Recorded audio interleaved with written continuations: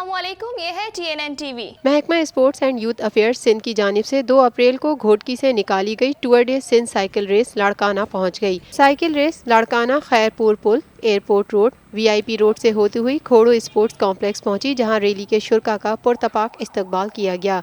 इस मौके पर शुरका का ज़राए इब्लाग़ आमा के नुमाइंदों से गुफ्तगू करते हुए कहना था कि साइकिल रेस वाहिद खेल है जो ग्राउंड के बजाय सड़कों पर होती है, जिसे आम शहरी भी देख सकते हैं।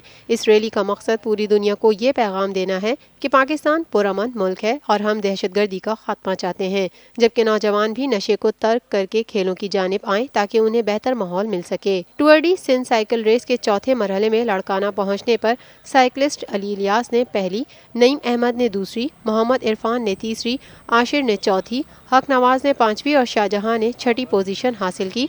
साइकिल रेस लाड़काना पहुंचने के बाद कल दादू के लिए रवाना होगी। देखते रहिए मजीद खबरें और exclusive reports. Lotus Lake Towers, a groundbreaking endeavor by Lotus Properties.